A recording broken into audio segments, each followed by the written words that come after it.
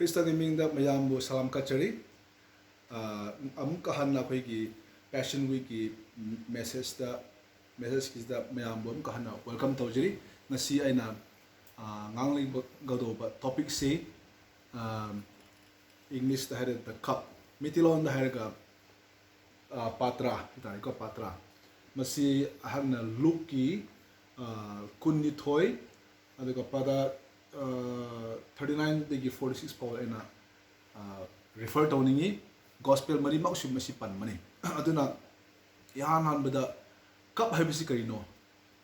Ado hiding Ida Quinamka Hanki Sikitang Koi background in Kisi Aroiba Arang Chakang Bada, the superstar of Mahanki Siboxina, Luisile Herega, Mahoina, get some money in Kona Chaki. Get some money in Kon say Mahoigi Mount Olive Ki Makamak Dane. Toina Jisukristana Bernardo what's up.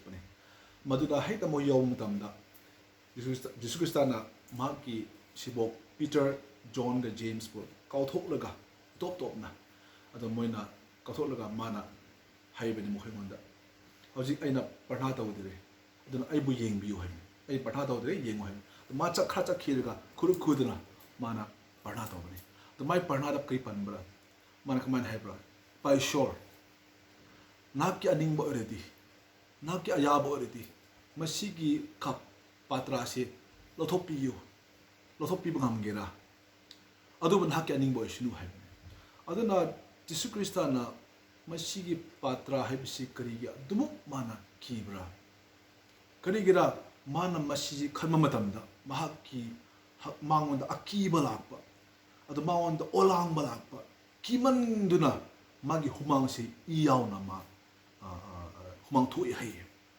Aduna Magna Kangi Kap Heba Patra Hebe City Bible the Heredi Ashiba at the Awanan Basini. Jukasana Kangi Mashigini, Mawanan Tainagani, Habi Mabhata, Kangmani, at the Manasu Haish head opening. At the minor mang the shoe crossed the Mikayashire. Magi Matung the Shimikashibani. The Magi Shimo Makshu, Moy, Tabang Miwa Paus Moishibani. To me, a wabani, not satiraba, with Tibet Quality a wabani. Adubo Mahoy Muba Poi Postobonina. Adu man, Adu Maknamana Kibudo, Herega, Uiramoy, Adu Maknatin, Duan, Mana Kiba Malay. Aduna, Aquina, the cup habits a queen kitten, Yankisi. Bible the Patra, cup habits symbol anile. Symbol anile, Masita and a hoying see. Ama symbol sina blessing, bor pamba, bor eba. Ani shubana shira curse. Go. Adu blessing habisi kay no haraga. David na Psalms ki kunhumdoy verse mangada habidi. Isor na hang na aibo nakitaw ay muna taybi. Nakitaw sa ay patrabo talaga. Haidok ki hen. Aduna di madudi patrado borgi patrani. Blessing ni. Aduna madugi patrado Jisukrista na haibnate. Ani shubba di shirap gine. Patra sina shirap ki symbol to ne. Bible verse, Bible reference tara mga lay. Masi tara mga si ay na imam to na Psalms to record tawi. Isaiah the record tawi. Jeremiah, Ezekiel, Revelation the should record tawi. Aduna Isaiah ge yang kay matoy verse 3 ka 32 da habidi Patra ashaw bagi Patra. Aduga adu mana Bible la pan mani. So aduna haji ki Patra habido karino ashaw adu karino haraga the wrath of God English habido ko adu ishor ge ashaw budo habidi. Ishor ge ashaw budo madune mana Jisukrista kinto. Aduna ishor ge ashaw basa si karino the wrath of God sikarino hariga kuina katang yi tainna kisi Jisukrista na cross ta pangting naga leba matamda mapai shor na sargadi yima matamda tabang miumagi itihas ta chat khiba leiriba lakidorba mayam gi pap to miuba gi pap se Jisukrista na pamraga leiri magi mathata leiri mayam gi pap ki potlum da mana pai leiri Adu mapana ubam matamda pap ga ishordi fellowship lobi na biyade loina bangamde aduna madu uba matamda mapai shona mamai da laithok haibadi mapa ga macha se itihas ta ihan hanba mabani laimida bangam da aduna kamai to bhari aduna first mana two step point ani laibni am hanbado separation mapa ga macha separate to kari gi tamang pap gi tamang da macha no pa se pap na yom shin mani aduna yom shin mena masi Jesus se mayam gi pap pushim da man norok sima thinra mani awa nang thingna ba mai sauna mai na ma thingna mani duga mapa gi ing thaba mapa gi nusiba mangonda ing thaba nungai to al kari shuli tamni kari gi noraga ishol ga fellowship lomina de maduna madu gi matang do Jesus Christ na ideni kon get somebody the mana ki bane ba aduna madu matam na ishol ga ma latok tamni na pung hum mamadu ko mamma matam da Jesus Christ na hande hey pa my God hay ko ipa ai bukari thadok pura hay do man lauthok hi ba madune separation ani shubda mapai shorna Jesus Christ bu yemu matam da pap na yom sin do miu ba gi pap na yom sin do kam do ba hariga mapa na ubud hajiti macha nu pa na pap se mana tawbugum na uhre kari gino mai miu ba gi pap do Jesus Christ na mana pur le khamina hajiti pap haibisidi Romans taruk gi tran kun hundoi da haibidi pap gi atawmandi ashiba haidra aduna pap se kuina pap toba mi se hat padabana ashiba do thingna batawna aduna ninga sangda temple da porhit singna yaubo kapam da mhoina yaubo hatpagumna ngasidi ishorgi yau Lamb of God Jesus Christ ishorgi yau do mapa ishorna hatpadamne miu babo kanbi da bangta Abraham na Isaac ko hat ke haina ishor bukat ke na hat ke haina leramadu adugumna mapa ishorna hajudi magi machanupa amata ngari ba adu man hatpadamne do mana Bible have the crushed Bible have the Isaac yang kai humdoi verse mangada he was crushed for our iniquity crushed hai bisi yai thamne ko na yai thamne aduna magi ashoba the wrath of God man pap do man magi of full force to madu machan pa bo hat the machan pa ni hena mana yai thabado hanthade full force aduna Isaiah gi yankai humdo verse tara da haibidi it pleased the Lord to crush him man macha ba hapad mauna pain balak magi ashaw da lothok re magi ayin do ba thung han kre aduna hajik di tabang miu ba se hope like asha like job asha like itihas history ma on thok re madu gi da madu ne Jesus Christ na khiri bu da adu mana ai logani ishorna ipa ishorna ingonda patra piba adu ai thap kani hemne aduna masi si akhoi monda masi akhoi na khamham thopni ishori hawba se akhoi khangdamne adu haji ki matam sida akhoi ki samesha se akhoi ki problem se kai no hariga ishorgi ashawba ishorgi mana papu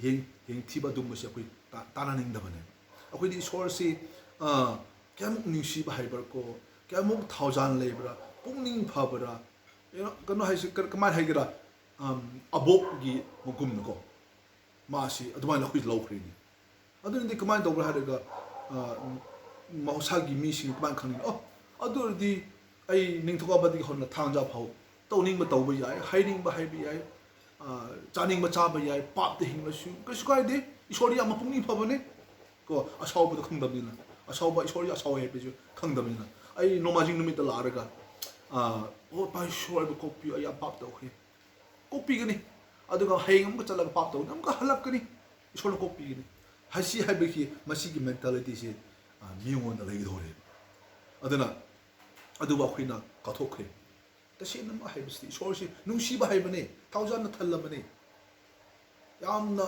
khangbi ba hai bane adubo isol hai bisi su ipa isol se asheng ba isol holy God asheng ba isol na holy habisi ishorna papu ying thi pabu tukachabani. He is a righteous God. Dharma chemba just achumalan oi dugumba ishorni. Aduna ma Bible na habdi ma se nuti gi papi chemba ba shawai. Bible habni ko Psalms ki taret gi verse trama thoida 11 habdi. God is angry with the wicked every day. Nuti gi ma shawai. Bible habni. Aduga Psalms ki manga gi verse manga ka turut habdi. Mana tukache mana pap ito hate yung thi aduga abhor habsi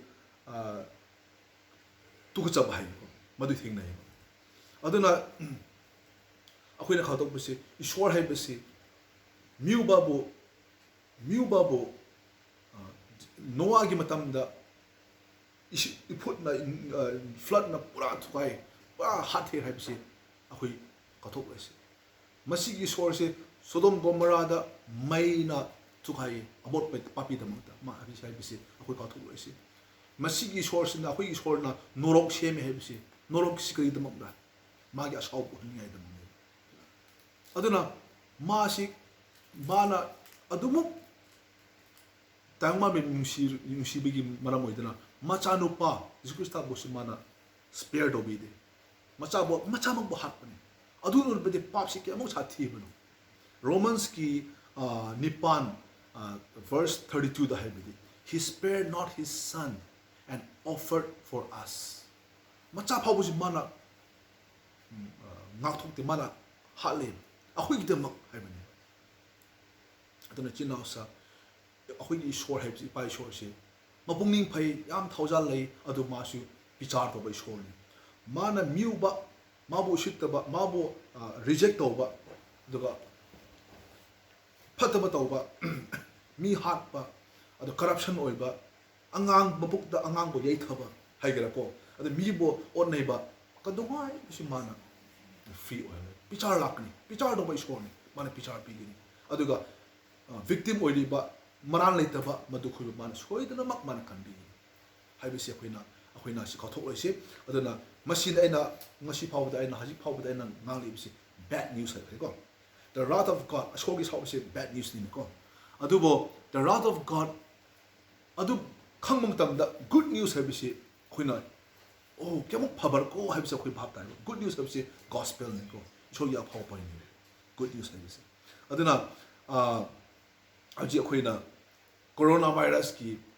se akoin tabang ta bad news ni ne phataban paw ni ne mi si ka se akoi si bala ka dere adu ba akoina scientist an kangbu khra hai kan na mo sai tore makhoi kangbu mana hey akoi hidak phangkre vaccine phangkre aduga mahagi medicine hidak du phangkre hai di wow kem aphaw ba ko hai ni ne ko adugumna adu akoina coronavirus ki sathi ira basi akoi khangbai ki khangbai akoi ki ba adu di akoi good news habsi akoina wow khang adu mana isorgi achauba isorgi mana pabo yengthi pabo heart kin habsi akoina khangradi mana Jesu Christ na akoi tamo siba news to na phajabo adu na aina sta khitang char macha ma semi aina bad news ti kaino God, the bad news ticket na koi khang thoi kai no rega isol ya saw base misi bad news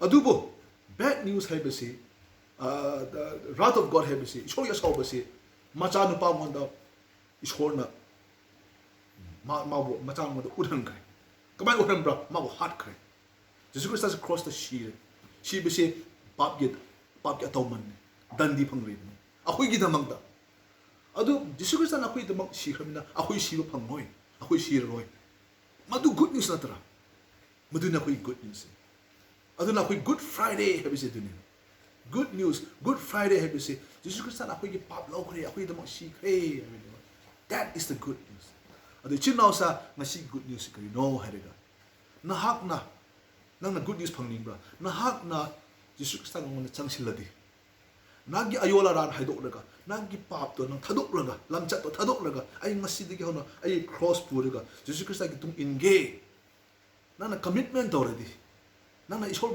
langsil laga pusiladi good news of the nangini ishor gi asawbudo nangi damak natte norok haibudo akhoi gi damak natte masina akhoi good news aduna ko aduna ngasi gi akhoi gi ishor gi asawba ena naida base kari gi namak no hairega ishor gi aphaw paw da phangningai dam hairega aduna akhoi ishor bu ki si ishor bu kirdi ishor da akhoi lakri aduna chinausa hadaki passion week sida mon na hayeng akhoi good friday leire akhoi na sida akhoi na ngakpa matam sida akhoi na ishor na jisu krista na akhoi na asaw phangmadawdo man jisu krista na phangkhre haibido akhoi na thagalaga akhoi mangon da changsiladi akhoi bor phangmagini mayam na bor phangmai sinu akhoi na parna to ningba leire bisu do samisa leire bisu akhoi na akhoi comment makha leire da akhoi na request to birega pawbi biyo akhoi na parna to bigini aduna masina akhoi ge aigi masigi topic solution ge ishor na bor piba sinu thank you